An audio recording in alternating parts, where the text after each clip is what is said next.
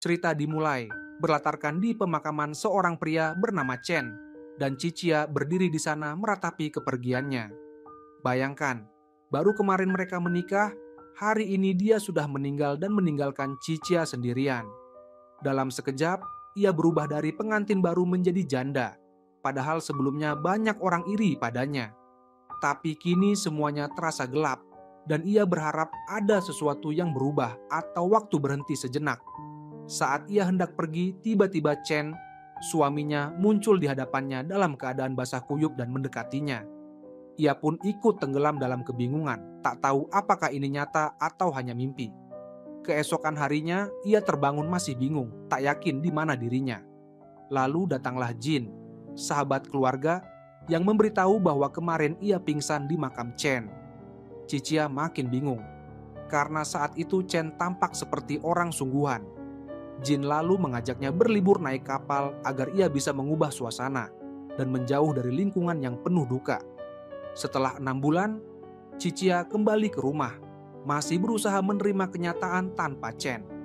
Tapi saat masuk rumah, ia melihat mendiang suaminya duduk di kursi. Ia mengira itu hanya halusinasi, tapi pria itu menatap dan berbicara padanya. Cicia makin yakin dirinya mulai gila, lalu memeluk pria itu sambil berkata ia sangat merindukannya, tapi ia sadar tak bisa terus berhalusinasi seperti ini. Saat itu muncullah seorang wanita licik yang sudah lama bekerja untuk ayah Cicia dan menikah dengannya karena tertarik. Wanita itu memperkenalkan pria itu sebagai Xiaoyu, adiknya yang baru pulang dari luar negeri dan akan tinggal bersama mereka untuk sementara. Ia pun mencoba menjelaskan pada Cicia bahwa kemiripan wajah itu biasa saja. Katanya, dari kemiripan bisa ada 40 orang yang mirip. Cicia pun terkejut, bagaimana bisa adik ibu tirinya sangat mirip dengan suaminya, seperti kembar yang terbelah dua. Namun, ia tetap merasa ada yang aneh, dan berpikir mungkin saja itu benar-benar Chen yang kehilangan ingatan. Cicia pun memutuskan mengujinya dengan memberinya susu, karena ia tahu Chen alergi susu. Begitu Xiaoyu meminumnya, ia tampak terkejut. Tapi Xiaoyu hanya bilang ia tidak suka susu full cream, bukan alergi. Cicia pun diam, tapi mencoba cara lain, yaitu mengambil sehelai rambut Xiaoyu untuk tes DNA. Tapi tidak semudah itu mencabut rambutnya. Di taman, ia mendekati Xiaoyu untuk mengambil rambutnya, tapi ketahuan. Ia berdalih ingin memijat kepala Xiaoyu karena tampak lelah, namun masih gagal. Lalu dia mengambil minyak rambut dan mencoba mengambil rambutnya lagi. Xiaoyu menolak disentuh rambutnya, tapi Cicia memaksa hingga akhirnya nampan jatuh ke kepala Xiaoyu, membuatnya kesal dan pergi mencuci rambut. Usahanya gagal lagi. Saat keluar, Cicia sudah menunggu untuk mengeringkan rambutnya, tapi karena terlalu semangat, ia tersandung dan tanpa sengaja menarik handuk dari tubuh Xiaoyu. Saat itu, kakak perempuan Xiaoyu masuk dan melihat mereka dalam keadaan memalukan. Tapi Cicia pura-pura tak terjadi apa-apa. Di tempat lain, Xiaoyu sedang mengawasi seseorang dan mengambil sesuatu secara diam-diam. Ternyata Xiaoyu dan kakaknya berencana merebut perusahaan milik keluarga Cicia, tapi mereka butuh kunci kantor ayahnya. Kakak Xiaoyu memberikan kunci dan berjanji akan mengurus sisanya. Tiba-tiba Cicia menyalakan lampu dapur dan mereka terkejut, takut rahasia mereka ketahuan. Tapi ternyata Cicia hanya lapar dan ingin memasak. Saat Cicia mendekati dapur, Xiaoyu menariknya dan memegang tangannya, lalu menyuruh kakaknya kembali ke kamar. Setelah kakaknya pergi, Xiaoyu berkata pada Cicia, "Aku tidak menyangka saat ke makam ada wanita gila yang mencoba menciumku." Cicia terkejut karena ternyata Xiaolah yang menciumnya di makam, sesuatu yang tak pernah ia bayangkan. Xiaoyu pun menggoda, "Omong-omong, kemampuanmu berciuman tidak terlalu bagus, tapi aku bisa mengajarkan." Cicia pun buru-buru pergi, sementara Xiaoyu berhasil mengambil kunci dengan mudah. Keesokan harinya adalah ulang tahun Cicia. Jin, sahabat keluarga, mengajaknya makan di restoran untuk merayakan. Cicia terkejut Jin mengingat ulang tahunnya, dan Jin berkata ia tak mungkin melupakan hari saat Cicia hilang dan akhirnya ditemukan kembali beberapa tahun lalu. Setelah hilang, Cicia sempat tinggal dengan keluarga lain. Dan baru setahun lalu ayahnya tahu bahwa ia adalah putri kandungnya. Namun, Cicia tampak tidak bahagia karena meski kembali ke keluarganya dan menjadi pewaris perusahaan, ia tidak mengerti apa-apa tentang bisnis. Ia tetap bersyukur karena Jin selalu mendukungnya. Jin lalu memberikan hadiah dengan namanya dan menasihati Cicia untuk melanjutkan hidup dan berhenti memikirkan Chen. Hidup tidak boleh berhenti hanya karena seseorang telah pergi. Saat kembali ke rumah, Xiaoyu menunggunya dan ingin tahu kemana saja Cicia pergi. Cicia tidak suka dikontrol, tapi Xiaoyu bilang ia bertanggung jawab atas Cicia karena keluarganya tidak ada di sana, jadi ia harus tahu kemana saja Cicia pergi. Cicia menjelaskan bahwa ia hanya merayakan ulang tahun bersama kerabat. Xiaoyu lalu mengajaknya minum bersama, padahal tujuannya agar Cicia mabuk dan membocorkan informasi tentang perusahaan. Namun, ternyata sulit mendapatkan informasi dari Cicia, karena ia mabuk seperti anak kecil dan malah mendekati Xiaoyu seperti anak kecil yang manja. Saat Xiaoyu mendorongnya, kalung Cicia jatuh, dan ia buru-buru mengambilnya karena itu adalah pemberian mendiang suaminya. Cicia lalu mendekati Xiaoyu, memanggilnya seperti Chen, dan berkata ia sangat merindukannya. Ia mencoba menyentuh leher Xiaoyu, dan Xiaoyu berusaha menghindar, tapi akhirnya Cicia memeluknya. Xiaoyu memperingatkan, jika Cicia tidak berhenti, ia tidak akan bisa menahan diri. Tapi Cicia memang menginginkannya, karena ia memang tidak terlalu terdidik. Namun, sebelum terjadi apa-apa, Cicia tertidur dan Xiaoyu membawanya ke kamar, lalu pergi ke kamar ayahnya untuk mengambil dokumen penting. Saat keluar, Cicia memergokinya dan bertanya apa yang ia sembunyikan. Xiaoyu pun mengaku, "Aku Chen, suamimu." Cicia menangis dan bertanya kenapa ia meninggalkannya, mengaku tak bisa hidup tanpanya, lalu memaksa mendekat. Xiaoyu ingin menolaknya, tapi akhirnya tak bisa menahan diri. Dalam hati, Xiaoyu berkata, "Andai saja kamu bukan anak musuhku, aku tidak akan jatuh cinta padamu seperti ini." Rupanya ada masalah besar antara Xiaoyu dan ayah Cicia, makanya ia dan kakaknya berencana mencuri dari keluarga itu. Setelah Cicia tertidur, Xiaoyu mencoba pergi, tapi Cicia memintanya tetap di sana. Xiaoyu pun menenangkannya dan tidur di sampingnya semalaman. Keesokan harinya, Cicia mencium Xiaoyu, mengira ia adalah suaminya, tapi terkejut saat sadar itu hanya Xiaoyu. Ia pun marah, menyebut Xiaoyu tidak tahu malu. Tapi saat sarapan, ia sadar bahwa ia sendiri yang mendekati Xiaoyu saat mabuk. Ia pun meminta maaf jika mengganggu Xiaoyu semalam. Xiaoyu menunjukkan bekas di lehernya, mengingatkan Cicia pada kenangan lama bersama Chen. Cicia pun bingung apakah halusinasinya membuatnya bertingkah aneh. Saat di luar, ia mendapat telepon dari rumah sakit yang memberitahu hasil tes DNA. Hasilnya menunjukkan bahwa sampel berasal dari 2 orang berbeda, mustahil orang yang sama. Harapan terakhir Cicia bahwa Xiaoyu adalah Chen pun pupus. Ia pergi minum sendirian untuk melupakan. Di restoran, ia meminta daging sate lagi tapi sudah habis. Ia melihat Xiaoyu makan sate di sebelahnya, lalu tanpa sungkan mengambilnya, karena dalam pikirannya itu adalah suaminya. Xiaoyu pun terkejut. Saat pulang, 2 pria mengganggunya, tapi Xiaoyu datang, memasang headphone di telinga Cicia, lalu menghajar mereka. Sementara Cicia asyik mendengarkan musik Beethoven. Keesokan harinya, Cicia memutuskan untuk move on dan fokus pada diri sendiri, serta perusahaan agar layak menjadi pewaris. Ia tampil modis, membuat Xiaoyu terkejut karena tak menyangka Cicia bisa berdandan secantik itu. Xiaoyu pun memperhatikannya dari jendela sampai Cicia pergi. Tiba-tiba Cicia memeluk Xiaoyu untuk terakhir kalinya, karena ia tahu Xiaoyu bukan suaminya, tapi ada perasaan yang ingin ia isi. Saat Xiaoyu melepaskan pelukannya, Cicia meminta maaf dan berkata ia hanya mencoba budaya luar negeri, lalu buru-buru pergi ke rapat perusahaan. Di kantor, Xiaoyu menyelinap ke ruang kerja Cicia untuk mencari sesuatu yang berguna dan melihat foto mendiang suaminya. Ia tak sempat keluar karena Cicia masuk. Cicia bertanya apa yang Xiaoyu lakukan di sana. Xiaoyu berdalih ia datang bersama kakaknya dan ingin memastikan apakah benar ia mirip dengan suami Cicia. Setelah melihat foto, Xiaoyu berkata, "Ternyata aku tidak mirip, karena selera berpakaiannya jelek." Cicia membalas, "Diam, dia jauh lebih tampan darimu." Xiaoyu lalu mendekat dan bertanya, "Masih merasa dia lebih baik dariku?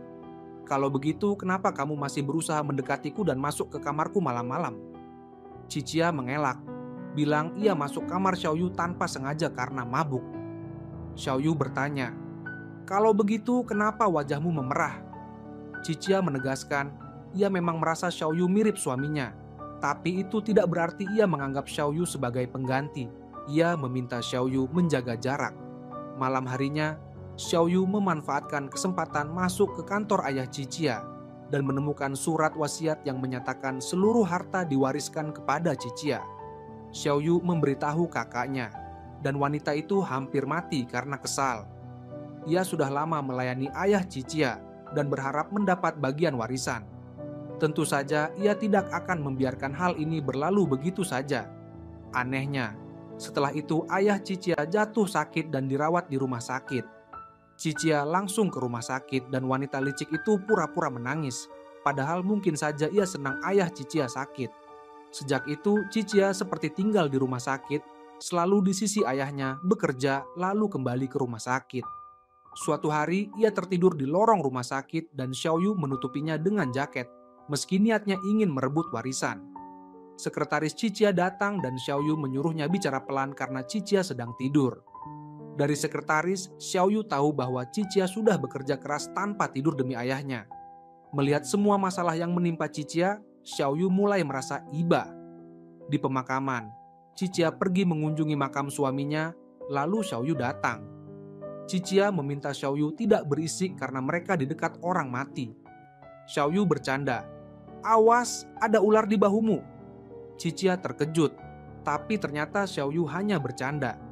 Cicia memberikan jaket Xiaoyu yang pernah menutupinya, tapi jaket itu kotor. Xiaoyu bercanda, "Kamu tidak repot-repot mencucinya." Cicia malu dan menawarkan untuk mencucinya, tapi Xiaoyu menolak dan bilang ia akan membingkainya saja. Tiba-tiba Xiaoyu mengambil payung Cicia, dan Cicia bertanya kenapa Xiaoyu mengubah gaya. Xiaoyu menjawab, "Kenapa tidak suka? Aku sedang mencoba gaya baru." Cicia tidak ingin mengecewakan, jadi memuji gaya Xiaoyu. Ada debu di bunga yang Xiaoyu bawa. Ia meniupnya tapi tidak hilang. Cicia meniup sekali langsung bersih, lalu menggoda Xiaoyu bahwa paru-parunya lemah. Xiaoyu membela diri. Ia berolahraga tiap hari dan bisa mengangkat Cicia dengan satu tangan. Cicia lalu mengalihkan pembicaraan, bertanya apakah Xiaoyu datang untuk menghiburnya. Ia berterima kasih karena merasa sendiri, tapi setelah bertemu Xiaoyu, ia merasa lebih baik dan siap kembali bekerja. Xiaoyu bercanda, "Aku kesini cuma mau mengganggumu." Meski begitu, Cicia tetap senang. Di perusahaan, sekretaris Cicia melaporkan bahwa salah satu produk mereka laris manis karena dipromosikan oleh seorang influencer terkenal bernama Louis. Tidak ada yang tahu wajah Louis, jadi Cicia memutuskan menghubunginya untuk kerjasama. Ia mengirim pesan pada Louis, tapi ternyata Louis adalah Xiaoyu sendiri yang memang sudah merencanakan agar Cicia menghubunginya. Xiaoyu sengaja bersikap jual mahal agar Cicia makin penasaran dan semangat bekerja sama. Keesokan harinya, Cicia pergi ke tempat tinggal Louis dan melihat Xiaoyu keluar dari sana. Ia bertanya pada Xiaoyu, "Kamu tinggal di sini? Ajak aku masuk, aku dengar ada influencer terkenal bernama Louis tinggal di sini, aku perlu bicara dengannya." Saat masuk, Cicia bertanya apakah ada kamar kosong yang bisa ia sewa sampai bisa bertemu Louis, tapi Xiaoyu menolak. Cicia memohon, "Kasihanilah aku perempuan dan sendirian." Xiaoyu menyuruhnya bicara pelan agar tidak membuat malu, lalu akhirnya mengizinkan Cicia menginap, tapi dengan syarat harus mengikuti aturan dan selera Xiaoyu. Cicia bertanya, "Maksudmu kamu juga akan memilihkan bajuku?" Xiaoyu mendekat dan berkata, "Aku tidak keberatan memilihkan pakaian dalammu juga, tapi aku tidak tahu ukuranmu." Cicia marah dan berkata, "Jangan kurang ajar, aku tahu kamu bicara begitu supaya aku pergi, tapi aku tidak akan pergi." Saat itu kakak Xiaoyu datang, dan Cicia keluar untuk memberi mereka ruang. Cicia lalu mencari-cari di tempat sampah, berharap menemukan petunjuk alamat Louis, seperti tagihan air atau surat atas nama Louis. Xiaoyu memergokinya dan bertanya apa yang ia lakukan. Cicia menjawab, "Aku mencari Louis, urusanmu apa?" Xiaoyu berkata, "Louis mana ada di tempat sampah, kamu bodoh." Cicia menjelaskan ia mencari dokumen apapun yang berkaitan dengan Louis. Xiaoyu mengangkatnya dan berkata, "Aku tidak mau ada masalah, ayo pulang. Cuci tanganmu biar bau sampahnya hilang." Cicia menggoda, "Kamu pasti jago cuci tangan, pasti sering melakukannya untuk para cewek." Xiaoyu menjawab, "Cewek apa? Aku bukan playboy." Cicia meminta Xiaoyu menjauh karena ia tidak ingin jadi salah satu dari mereka. Xiaoyu menariknya lagi dan berkata, "Aku tidak melakukan ini untuk semua orang, hanya untuk yang aku pedulikan." Cicia pun malu dan merasa Xiaoyu mulai menyentuh perasaannya. Setelah itu, Xiaoyu mencoba menarik perhatian Cicia dengan mengunggah foto di depan gedung tempat tinggalnya. Begitu melihatnya, Cicia berkata, "Lihat, Louis mengunggah foto di gedungmu. Mungkin dia tetanggamu. Aku akan tanya para tetanggamu." Xiaoyu dalam hati mengeluh, "Dasar bodoh." Cicia kembali dengan kecewa karena tidak ada satupun tetangga yang ternyata Louis. Saat itu, Jin menelepon dan meminta Cicia menandatangani dokumen penting. Cicia bilang ia sedang di rumah pamannya. Jin heran karena Cicia tidak punya paman. Cicia menjelaskan, "Dia seperti pamanku, karena dia adik dari wanita yang sudah lama melayani ayahku, dan aku menganggapnya seperti bibiku." Jin pun meminta alamat untuk menemuinya. Saat sampai, Jin terkejut melihat Xiaoyu yang sangat mirip dengan mendiang Chen. Cicia menjelaskan, "Aku tahu kamu terkejut, tapi dia bukan Chen, hanya mirip saja." Namun, dari tatapan Jin, jelas ada sesuatu yang besar antara Xiaoyu dan Jin. Xiaoyu pun tampak tidak suka pada Jin. Bahkan saat memasak, ia hanya memberi Jin sedikit makanan. Cicia menawarkan makanannya pada Jin, lalu mengantarnya keluar dan menjelaskan kenapa ia tinggal di rumah Xiaoyu. Jin mengingatkan Cicia untuk berhati-hati dan meminta seseorang menyelidiki Xiaoyu. Saat kembali ke rumah, Xiaoyu tampak cemburu dan memberinya jus lemon yang sangat pahit. Cicia tidak suka dan Xiaoyu berkata, "Bagus kalau kamu tahu itu pahit." Cicia merasa Xiaoyu bersikap aneh dan hendak pergi, tapi Xiaoyu menariknya dan tiba-tiba menciumnya. Cicia menolaknya, tapi Xiaoyu berkata, "Kamu tidak merasa suasananya pas untuk berciuman." Cicia menolak, dan Xiaoyu pergi, tapi Cicia memakinya.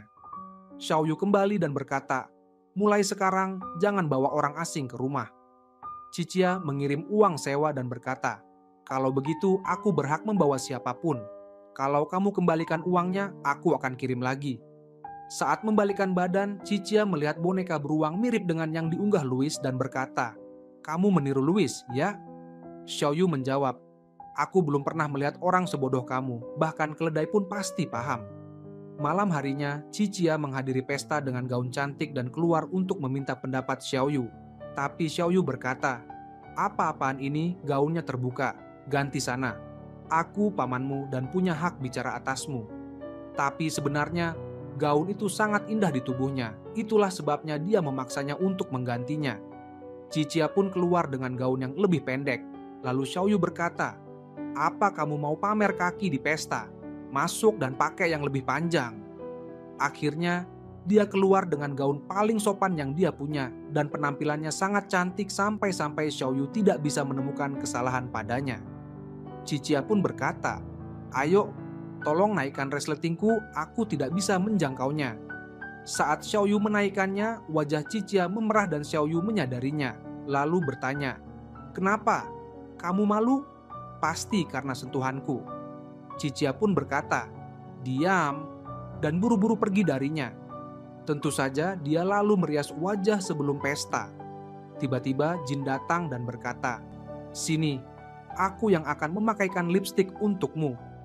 Dia merasa ini pertama kalinya Jin sedekat itu dengannya.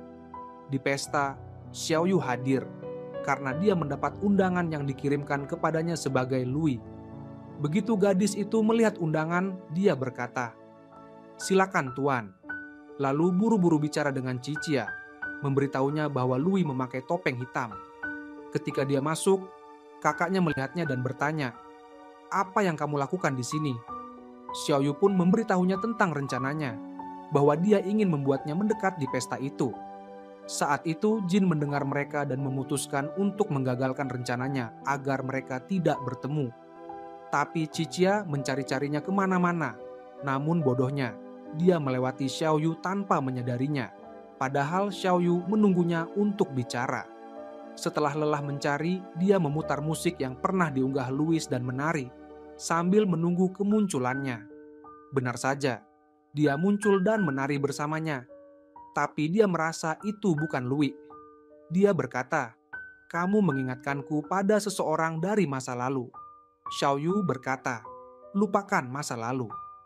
Tapi Qiqia menolak. "Aku tidak mau melupakan, aku takut mencintai orang lain dan melupakan dia." Xiaoyu terpengaruh oleh kata-katanya dan pergi sebelum dia nekat mengatakan yang sebenarnya. Tapi Qiqia memanggilnya dengan nama suaminya Chen.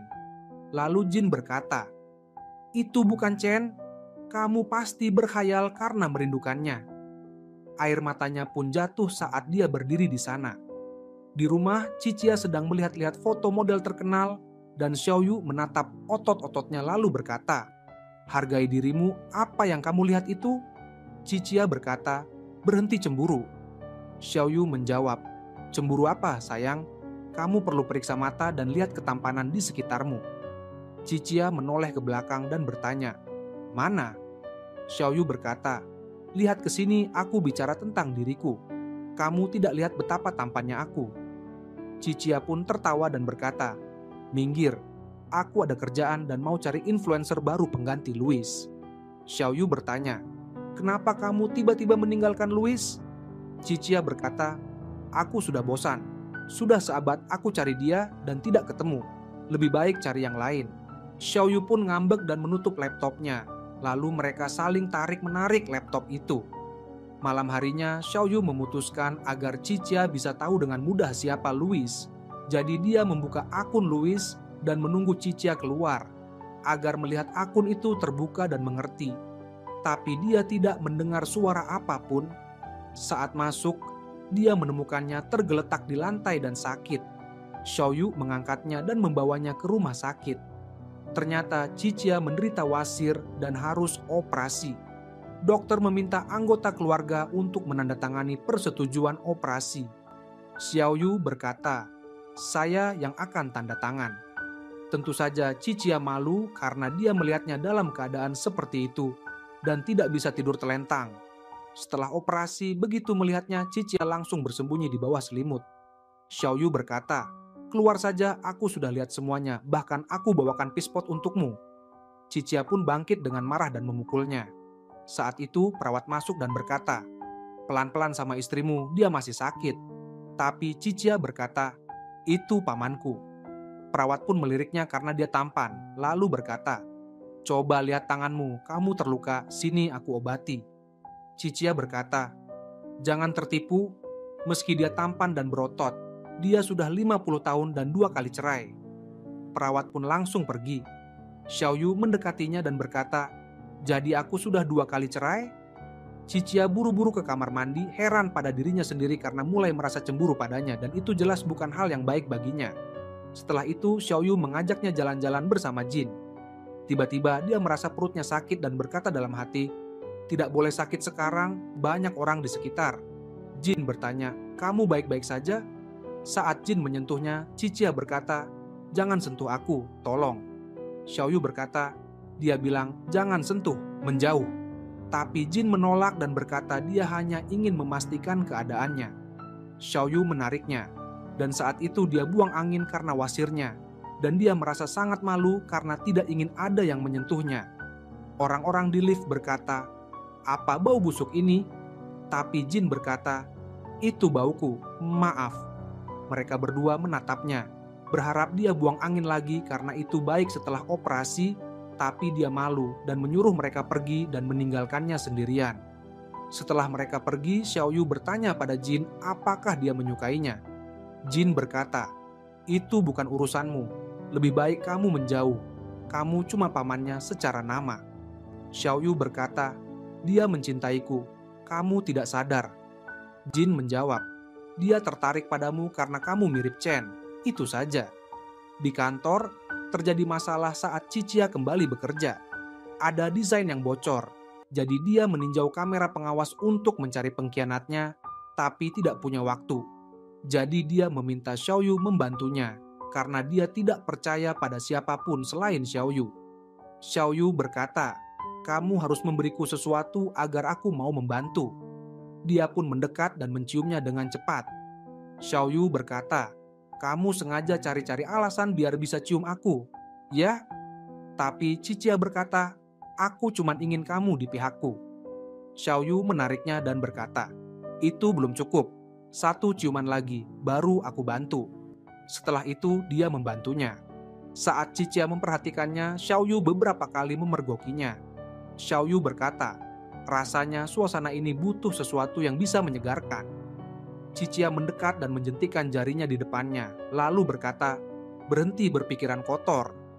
Akhirnya, mereka menemukan ada bagian rekaman kamera yang terpotong, artinya pengkhianatnya menghapusnya. Saat keluar dari kantor, Cicia merasa kesal karena belum mendapat keuntungan sejak memimpin perusahaan. Dia berharap mendiang suaminya masih ada, pasti sudah mengendalikan semuanya. Xiaoyu berkata, "Anggap saja aku Chen, suamimu.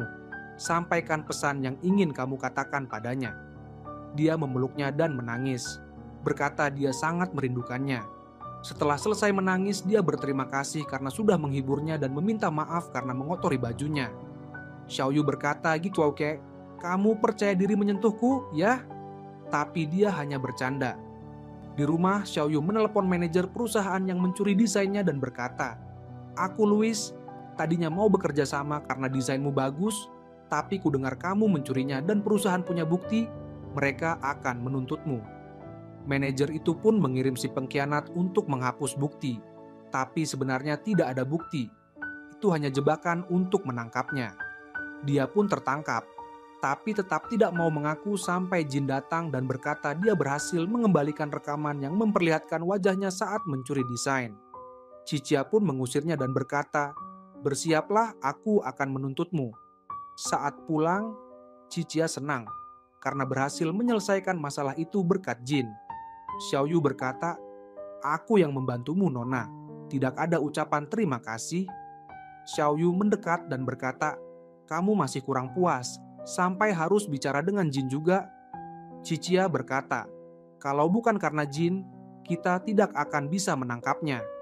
Tapi kamu membuat semuanya jadi seru, jadi aku bisa menangkapnya." Cicia memberinya keripik, tapi tiba-tiba terdiam karena takut Xiaoyu marah. Cicia pun memakannya dan tiba-tiba Xiaoyu juga memakan keripik itu dari Cicia, kemudian pergi dengan kesal. Suatu hari mereka pergi ke rumah seorang pria tua pemilik bengkel kerajinan tradisional untuk bekerja sama dalam desain baru. Tapi pria itu menolak dan menutup pintu. Cicia menahan pintu dengan tangannya. Xiaoyu menariknya sebelum terjepit, tapi malah tangannya sendiri yang terjepit. Cicia pun mengobati lukanya. Xiaoyu bertanya, "Kenapa kamu khawatir padaku seperti ini?" Saat itu paman itu datang dan meminta mereka pergi. Cicia berkata, "Boleh kami menginap di sini?" Tangan Xiaoyu sakit. Pria itu mengizinkan mereka tidur di kamar tamu. Tapi Cicia berkata, "Kami berdua." Pria itu berkata, "Kalian bukan pasangan. Aku tidak bisa menampung kalian, tidak ada kamar." Cicia berkata, "Tentu saja kami pasangan. Dia belahan jiwaku." Malam harinya, Xiaoyu berkata padanya bahwa di ponselnya ada aplikasi untuk melihat bintang, lalu mendekat untuk menunjukkan. Cicia mulai merasakan sesuatu setiap kali Xiaoyu mendekat. Saat tidur, Cicia membagi ranjang menjadi 2 dan berkata, "Jangan melewati garisku." Xiaoyu menarik selimut untuk menutupi dirinya. Mereka pun saling tarik-menarik selimut. Akhirnya Xiaoyu bangun dan menggulung lengan bajunya. Cicia bertanya, "Kamu mau apa?" Xiaoyu berkata, "Ada nyamuk. Biar dia gigit aku, nanti aku bunuh." Cicia berkata, "Nyamuk apa yang mau gigit kamu? Kamu punya darah?" Xiaoyu memukul kepalanya, tapi Cicia tidak tinggal diam dan memukul balik. Mereka pun berkelahi. Keesokan paginya, Cicia bangun dan mendapati dirinya tidur dalam pelukan Xiaoyu. Dia berusaha melepaskan diri perlahan tanpa membangunkannya. Tapi Xiaoyu sebenarnya sudah sadar. Mereka keluar menunggu paman itu untuk membujuknya bekerja sama. Tapi paman itu berkata, "Kalian belum pergi juga?" Cicia berkata, "Sebentar lagi hujan." Paman berkata, "Tidak ada hujan." Tapi ternyata benar-benar mau hujan. Paman berkata, "Aku akan bekerja sama kalau kalian bisa membuat cincin seperti ini." Itu sangat sulit, tapi mereka tetap mencoba. Namun, hasilnya tidak memuaskan paman. Saat mereka hendak pergi, mereka melihat Jin duduk bersama paman dan berhasil membujuknya untuk bekerja sama. Cicia berterima kasih karena tanpa Jin, mereka tidak akan berhasil. Tentu saja api cemburu membara di hati Xiaoyu. Mereka pun menginap di hotel lain malam itu. Saat Xiaoyu menuju kamarnya, dia melihat Jin membukakan pintu. Xiaoyu bertanya, "Apa yang kamu lakukan di sini?" Saat masuk, dia melihat Cicia sedang minum. Xiaoyu berkata, "Apa yang kamu lakukan, Nona? Minum dengan pria asing di hotel?" Cicia berkata, "Biasa saja, kemarin kita juga menginap bersama, ada yang protes." Xiaoyu pun diam dan berkata, "Kamu tidak boleh minum tanpa aku." Malam itu mereka bertiga duduk bersama. Jin dan Xiaoyu saling mengejek, lalu mereka memutuskan bermain permainan jari. Seseorang menyebutkan sesuatu yang pernah dilakukan, yang pernah melakukannya menekuk jarinya. Xiaoyu berkata, "Aku pernah tidur sekamar dengan Cicia." Jin menekuk jarinya karena dia juga pernah. Mereka saling menantang. Xiaoyu berkata, "Cicia pernah pulang dengan bajuku." Jin berkata, "Aku pernah mengantarnya pulang saat dia mabuk." Bahkan Jin hampir membocorkan sesuatu yang terjadi di antara mereka, tapi Cicia menyumpal mulutnya dengan ayam goreng. Malam itu Xiaoyu tidak tahan dan mendatangi kamarnya karena cemburu. Dia berkata, "Kamu tidak boleh berhubungan dengan Jin lagi." Cicia berkata, "Memangnya kamu siapa?" Xiaoyu berkata, "Kamu milikku," lalu mendekatinya dengan paksa. Cicia pun pasrah karena tak bisa menyangkal ketertarikannya. Keesokan paginya, Cicia bangun dengan malu dan berkata, "Kita sudah dewasa. Hal seperti ini bisa saja terjadi. Lupakan saja." Saat itu, Jin mengetuk pintu. Cicia menyuruh Xiaoyu cepat-cepat pergi. Xiaoyu keluar kamar pura-pura baru bangun tidur. Cicia berkata pada Jin, "Dia mandi di kamarku karena shower di kamarnya rusak." Jin pun masuk. Xiaoyu berdiri menantang Jin. Saat mereka duduk bersama paman untuk membicarakan kerjasama, dua orang masuk dan meminta diajari kerajinan tradisional karena melihat video promosi di halaman Louis. Pria tua itu senang karena ada yang tertarik pada kerajinannya. Cicia heran, bagaimana Louis bisa mengunggah foto dari bengkel itu. Saat itulah dia sadar bahwa Xiaoyu adalah Louis. Cicia berkata, "Kenapa tidak bilang dari awal? Kamu tahu aku ingin bekerja sama denganmu." Xiaoyu berkata, "Lupakan. Aku tidak akan memberimu perlakuan khusus. Kamu sama seperti yang lain." Sejak itu, Cicia terus mengejar Xiaoyu agar mau bekerja sama. Saat mereka berdiri di depan rumah, ada sepeda lewat dan hampir menabrak kotak susu. Cicia mendekat untuk melindungi Xiaoyu, tapi ingat gaunnya mahal. Jadi dia bersembunyi di belakang Xiaoyu. Akhirnya, baju Xiaoyu yang kotor. Cicia malu dan berkata, "Maaf, aku akan bersihkan bajumu." Tapi Cicia tersandung dan jatuh ke pelukannya. Tanpa sengaja Xiaoyu mencium keningnya. Cicia pun duduk agar Xiaoyu bisa memeriksa kakinya yang terkilir. Cicia malu karena Xiaoyu menciumnya, padahal sudah pernah terjadi hal-hal lain di antara mereka. Xiaoyu bertanya, "Kenapa? Kamu malu karena aku menciummu?" Cicia berkata, "Tidak, kamu pasti sudah biasa melakukan itu." Xiaoyu berkata, "Iya, waktu aku tinggal di luar negeri itu cara bergaulku dengan cewek-cewek, misalnya cium di kepala atau pipi." Saat Xiaoyu makin mendekat, Cicia mendorongnya. Mereka pulang ke rumah untuk memasak. Tiba-tiba Jin datang membawa hadiah karena dia membeli rumah di sebelah agar bisa tinggal di sana. Xiaoyu kesal dan berkata, "Maaf, kami sedang sarapan dan hanya cukup untuk 2 orang. Jadi kamu tidak bisa makan bersama kami." Jin berkata, "Aku memang mau pergi." Setelah Jin pergi, Xiaoyu melukai dirinya saat memotong tomat. Cicia buru-buru mencari obat, tapi tanpa sengaja membuka sesuatu yang tidak boleh dibuka. Xiaoyu langsung merebutnya dan berkata, "Aku setuju bekerja sama denganmu sebagai Louis." Dia pun senang dan melupakan soal luka Xiaoyu. Malam harinya, Xiaoyu membuka kotak yang berisi patung kaca milik Chen, suaminya. Ternyata Xiaoyu adalah Chen sendiri, tapi selama ini menyembunyikan identitasnya untuk membalas dendam pada ayah Cicia. Saat kecelakaan, muncul gadis yang mengaku kakaknya. Xiaoyu berkata, "Tunanganku di rumah, aku harus pulang." Tapi gadis itu menolak dan berkata, "Rekan ayahmu tahu bahwa dia anak kandungnya, makanya dia mencoba membunuhmu karena mengira kamu mendekatinya demi warisan. Kalau kamu kembali, dia akan membencimu lagi." Sejak itu, sang kakak memutuskan membuat surat kematian palsu dan memberitahu semua orang bahwa adiknya meninggal, agar Chen bisa kembali ke perusahaan sebagai orang yang berbeda dan mengungkap kebenaran. Selama masa menghilang, Chen tetap mengawasi Cicia. Saat melihatnya menangis di makamnya, dia tidak tahan dan selalu berada di sisinya, tidak pernah meninggalkannya sedetik pun, meski Cicia mengira dia sudah mati. Tapi dia harus mencapai tujuannya.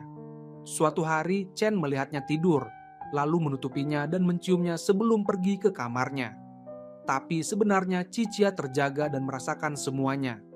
Di tempat lain, Xiaoyu berhasil menemukan orang yang mencoba membunuhnya setahun lalu lewat seorang gadis yang selalu mengaguminya. Setelah mengikat dan menginterogasinya, dia berkata, "Aku akan memberitahumu siapa yang menyuruhku." Berdasarkan informasi itu, dia perlu mengakses laptop Cicia untuk mendapatkan dokumen penting. Tapi Cicia memergokinya di kantornya dan bertanya, "Apa yang kamu lakukan di sini?" Dia terkejut dan merobek foto suaminya. Xiaoyu berkata, "Kenapa kamu masih menyimpan fotonya? Lupakan dia agar bisa move on." Cicia berteriak, "Kamu pikir kamu bisa menggantikan posisinya hanya karena mirip? Aku mencintainya dan tidak akan pernah membiarkanmu menggantikannya, karena kamu orang yang kejam." Xiaoyu pun mengambil flash disk dan pergi, sementara Cicia duduk di lantai mengumpulkan sisa-sisa foto, dan dia merasa telah bersikap kejam padanya. Malam harinya, Cicia pergi ke rumah Jin dan menceritakan bahwa dia berhasil bekerja sama dengan Louis. Mereka pun minum bersama untuk merayakan, dan tentu saja dia mabuk dan tertidur. Jin menidurkannya di sofa, tapi sempat berniat mendekatinya. Saat itu, Xiaoyu menelepon tapi tidak dijawab. Jadi dia datang sendiri karena tidak percaya pada Jin. Saat Jin mendengar Xiaoyu mengetuk, dia sengaja mendekatinya untuk membuat Xiaoyu cemburu. Xiaoyu pun mendobrak pintu dan memukul Jin saat melihatnya terlalu dekat. Saat Cicia terbangun, Jin pura-pura polos dan berkata, "Aku hanya ingin membantumu tidur karena mabuk, tapi dia malah memukulku." Cicia berkata, "Maaf, yang penting kamu baik-baik saja." Xiaoyu membawanya pulang dan berkata, "Jangan temui Jin lagi." Cicia berkata, "Jangan ikut campur." Lalu tiba-tiba Xiaoyu bertanya, "Kamu masih mencintai Chen, suamimu?" Cicia berkata, "Ya, aku mencintainya dan memikirkannya setiap hari. Tolong, berhenti menyiksaku seperti ini, aku menderita tanpanya." Xiaoyu berkata, "Aku tidak akan menghapus masa lalumu, tapi masa depanmu hanya untukku." Sungguh, ini adalah kata-kata cinta terindah, tapi dia akan terkejut saat tahu kebenarannya. Suatu hari dia hendak bekerja dengan Jin, tapi Xiaoyu melarang. "Kamu tidak boleh keluar malam, harus ikuti aturanku di sini." Tapi Cicia tetap pergi. Xiaoyu pun duduk gelisah, khawatir Jin akan berbuat macam-macam. Sementara itu di rumah Jin mereka meninjau pekerjaan bersama. Jin tak sengaja menumpahkan kopi ke bajunya lalu berkata, "Aku punya gaun di dalam, kamu bisa memakainya." Saat keluar dengan gaun itu ternyata agak kekecilan dan Jin terus menatapnya. Cicia bertanya, "Kenapa?"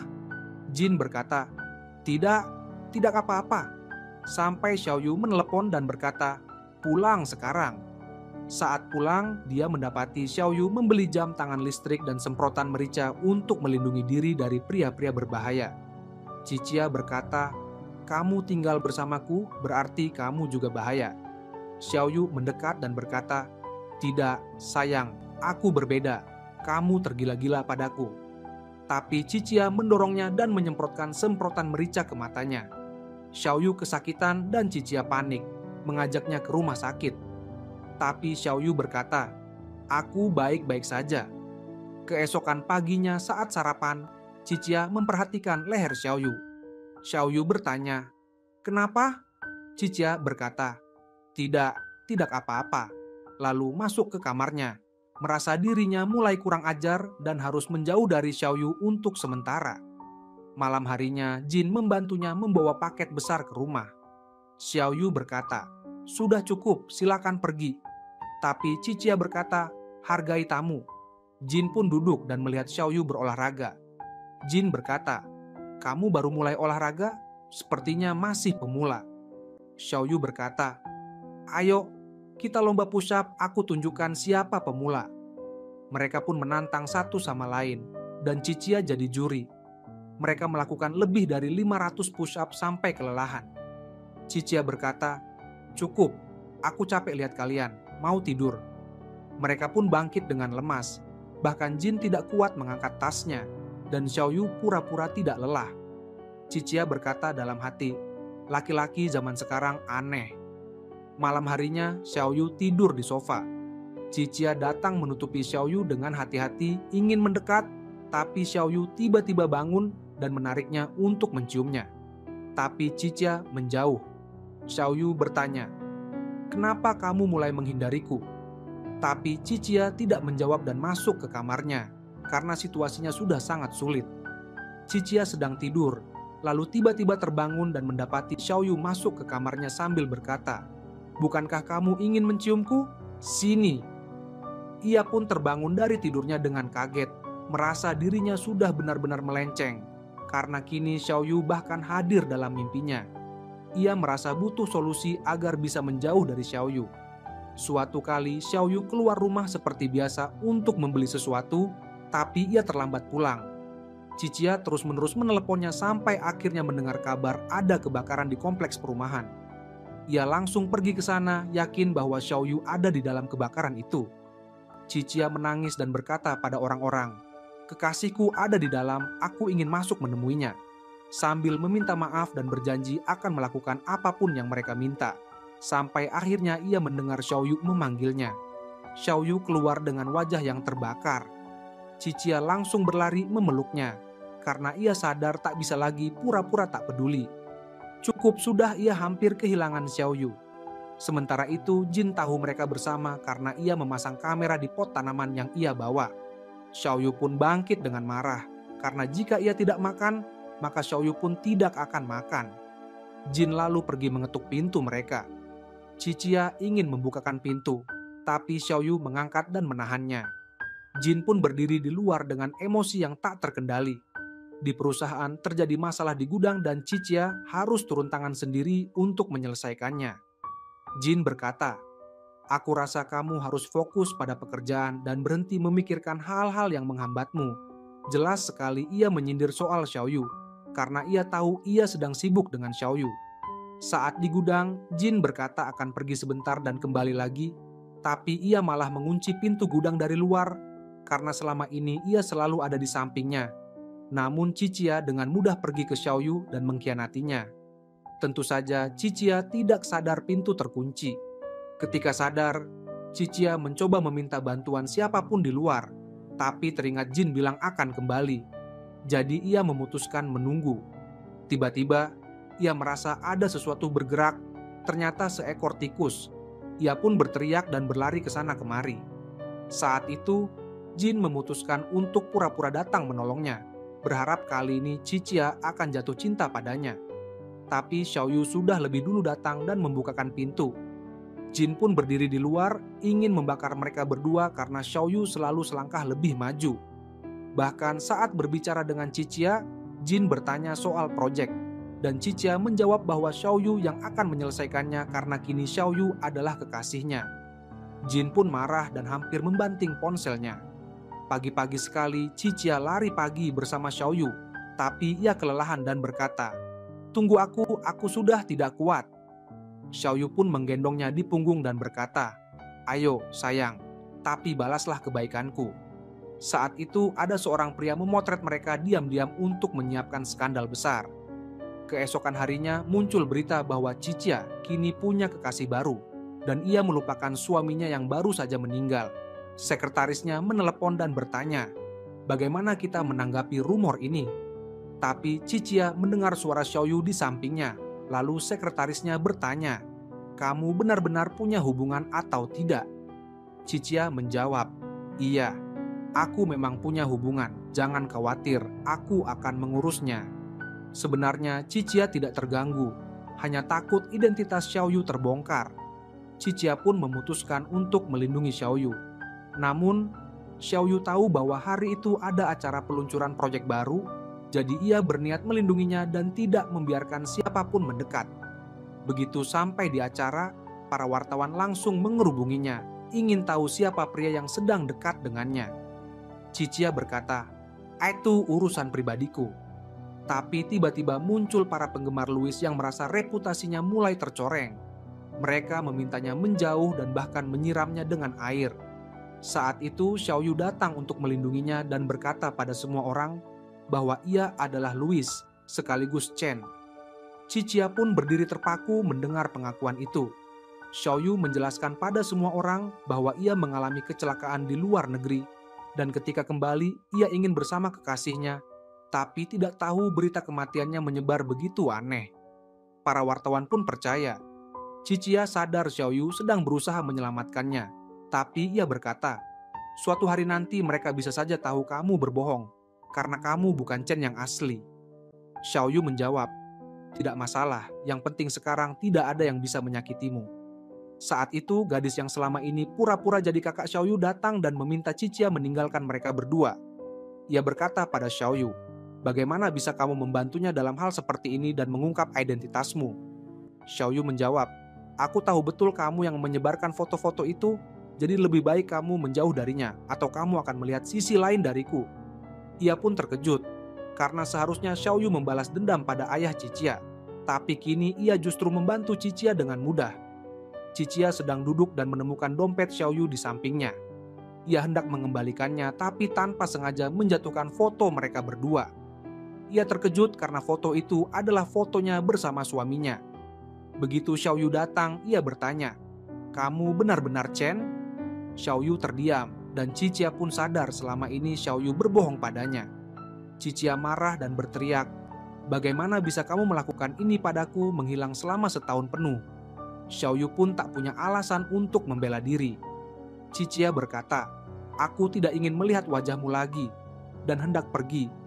Tapi Xiaoyu mencoba menahannya dan berkata, "Tunggu, aku akan menjelaskan. Sungguh."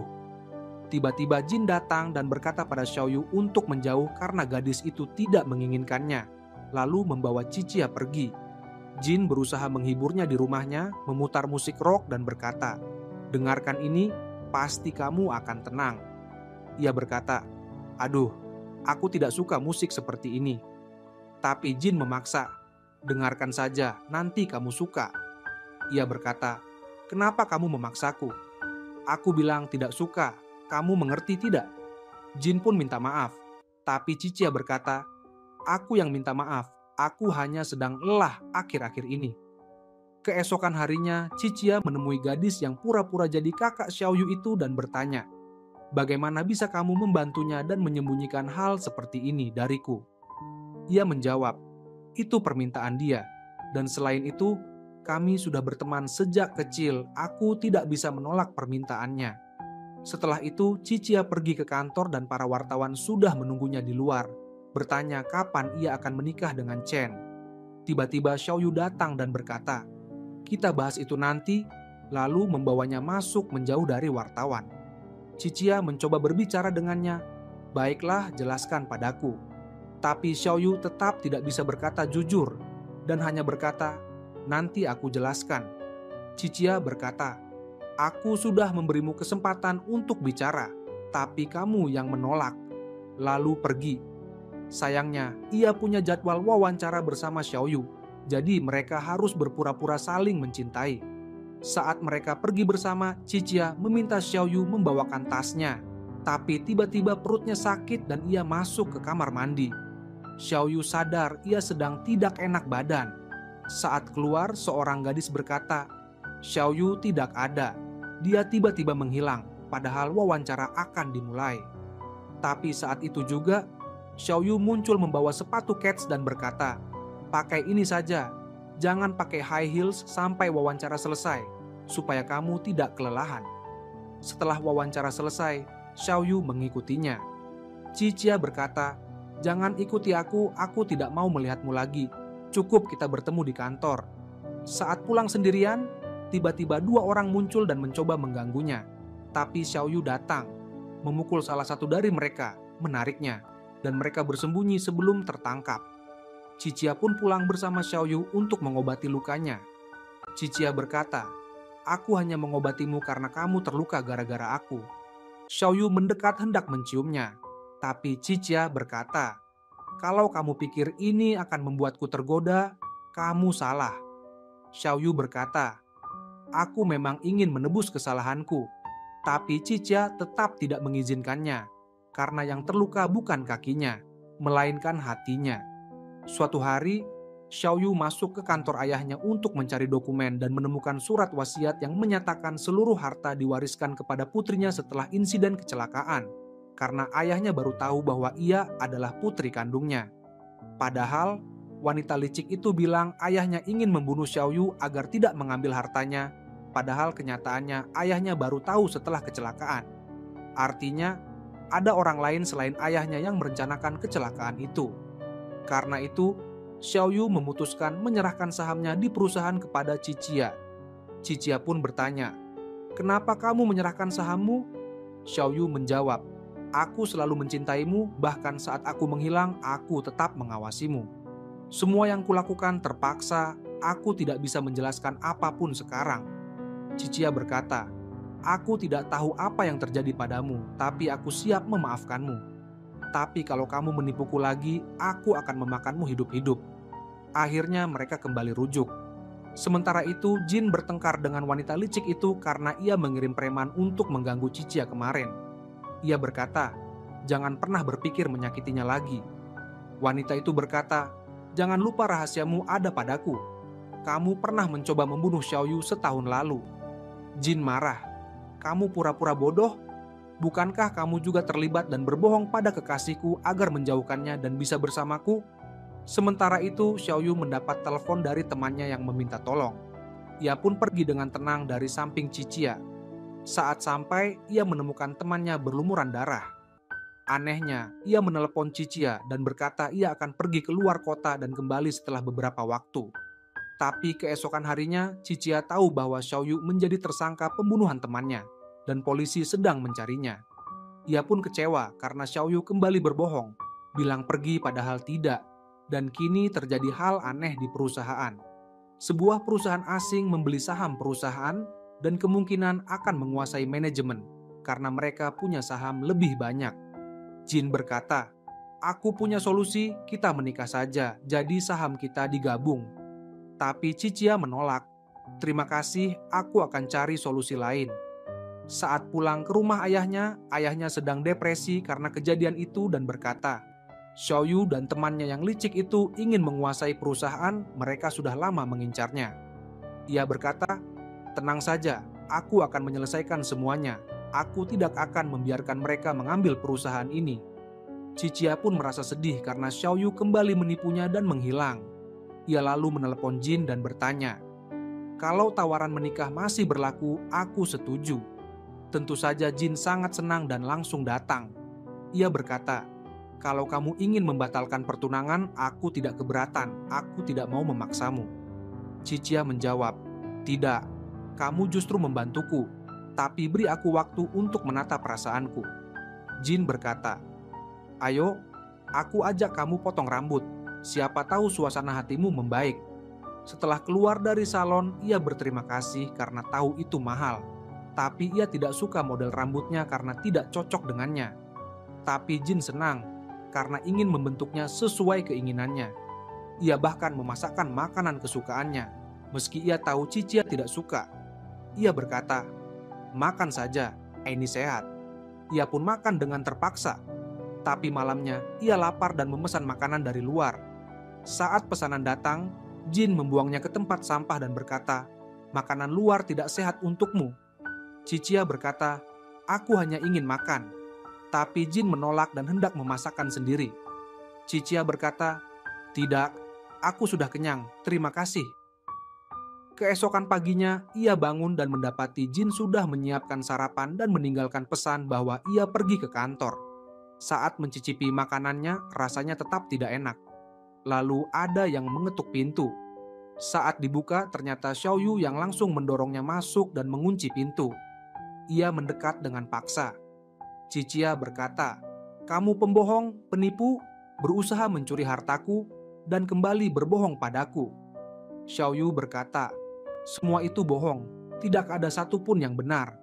Aku hanya sedang mengalami krisis besar dan butuh kamu percaya padaku." Cicia pun menangis karena merindukannya. Saat itu Jin datang dan mencoba membuka pintu, tapi tidak bisa. Ia mulai khawatir, sampai akhirnya Cicia membukakan pintu dan berkata, "Aku suka mengunci pintu rapat-rapat kalau sendirian, supaya tidak terjadi apa-apa." Jin berkata, "Jangan khawatir, aku di sini. Tidak ada yang bisa menyakitimu." Cicia berkata, "Bagaimana kalau kita nonton film bersama?" Jin senang karena ia mulai mendekat. Ia pun cepat-cepat berganti pakaian. Begitu masuk kamar, ternyata Xiaoyu sudah menunggu dan langsung menariknya untuk menciumnya. Cicia berkata, "Minggir, lebih baik Jin tahu kamu di sini, nanti dia lapor polisi." Xiaoyu berkata, "Jangan percaya sama dia, jangan menikah dengannya." Cicia pun buru-buru keluar untuk pergi ke bioskop bersama Jin, sementara Xiaoyu kabur. Saat pulang, Jin ingin menonton film horor bersamanya, tapi ia menolak karena sedang tidak enak badan. Jin pun kecewa. Sementara itu, Xiaoyu menyelidiki Jin dan tahu bahwa Jin pernah berpacaran dengan saudara kembar Cicia yang sudah meninggal 8 tahun lalu. Saat itu, Jin sangat mencintainya. Setelah kematiannya, Jin masuk rumah sakit jiwa untuk berobat. Dan setelah keluar, ia berubah menjadi orang yang berbeda dan terus mencari saudara kembar yang hilang sejak kecil, yaitu Cicia, sampai akhirnya ia menemukannya dan mengembalikannya pada ayahnya. Tapi saat Cicia jatuh cinta pada Xiaoyu, Jin memutuskan untuk menyingkirkan Xiaoyu. Di rumah Jin, Cicia duduk di sofa dan menyalakan televisi. Tiba-tiba muncul adegan saudara kembarnya dengan model rambut yang sama seperti yang Jin suruh ia potong 2 hari lalu dan berkata ia suka film horor serta punya tahi lalat di punggungnya. Cicia pun teringat tahi lalat yang tiba-tiba muncul di punggungnya setelah mabuk di rumah Jin. Saat itu Jin datang dan berkata, "Kamu ingin tahu bagaimana tahi lalat itu muncul?" Ia berkata, "Waktu kamu mabuk, aku membuatnya dengan alat tato tanpa kamu sadari. Aku ingin mengubahmu agar mirip saudara kembarmu, mulai dari model rambut, makanan, sampai film horor." Cicia pun mencoba kabur, tapi tidak bisa. Jin berkata, "Saudara kembarmu juga punya bekas luka bakar di tangannya, dan kamu tidak akan kubiarkan sebelum aku membakar tanganmu juga." Beberapa hari kemudian, Jin berhasil memaksanya menikah. Ia mengenakan gaun pengantin dan berjalan bersamanya dengan terpaksa. Tapi Xiaoyu muncul dan berkata, "Kamu tidak akan pernah menikah dengannya." Cicia berkata pada Xiaoyu untuk kabur, karena polisi akan datang. Tapi Xiaoyu berkata, "Temanmu tidak mati, Jin yang menabraknya, dan dia juga yang mencoba membunuhku setahun lalu agar aku menjauh darimu." Xiaoyu pun membongkar semua kejahatan Jin. Tapi Cicia berkata pada mereka untuk menjauh karena Jin telah memasang bom di sekelilingnya. Semua orang pun lari. Jin mengancam akan membunuh mereka. Tapi Xiaoyu berkata pada temannya untuk pergi, ia akan mengurus Jin. Jin berkata, "Kalau kamu tidak mau aku membunuhnya, bunuh dirimu sendiri." Lalu melemparkan pisau.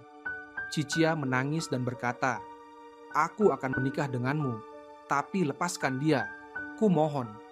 Xiaoyu mengambil pisau dan berkata, "Percayalah, aku tidak pernah berbohong padamu." Tiba-tiba Xiao Yu melempar pisau ke arah mereka agar altar pengantin roboh menimpa Jin, lalu menarik Qiqia menjauh. Ia berusaha merebut remote bom, tapi Jin menusuknya dengan pisau. Saat Qiqia berhasil melepaskan bom dari tubuhnya, Xiao Yu mendorong dan memukul Jin dengan jam tangan di tangannya. Qiqia mencoba menolong Xiao Yu, tapi Xiao Yu malah melepas jaketnya dan memakaikannya pada Qiqia, lalu pingsan. Di rumah sakit setelah sadar, Qiqia berlari ke arahnya dengan bahagia. Xiao Yu bertanya, "Kamu siapa?" Qiqia pun terpana dan berkata, "Aku istrimu, kekasihmu, kamu lupa padaku?" Qiqia terus mengingatkan Xiao Yu tentang pertemuan pertama mereka dan apa yang terjadi di pemakamannya saat Xiao Yu datang dan menciumnya. Xiao Yu bertanya, "Bagaimana aku bisa menciummu?" Qiqia pun mendekat dan ternyata Xiao Yu ingat semuanya. Xiao Yu berkata, "Mana mungkin aku melupakanmu, aku hanya pura-pura agar suasananya lebih seru." Beberapa waktu kemudian, di rumah ia kembali dan mendapati Xiao Yu sudah menyiapkan kotak di taman berisi kenangan hari-hari terbaik mereka bersama. Di ujung lorong ada kotak terkunci, dan hanya Xiao Yu yang punya kuncinya. Xiao Yu mendekat dan berkata, "Masa lalu kita semua ada di kotak-kotak ini." Ia pun membuka kotak itu dan di dalamnya ada cincin. Xiao Yu melamarnya lagi berkata, "Jika aku diberi kesempatan memilih lagi, aku akan tetap memilih menikah denganmu. Bahkan untuk ketiga, keempat, dan ke-10 kalinya. Karena kita memang ditakdirkan bersama, tidak bisa dihindari." Dan cerita pun berakhir.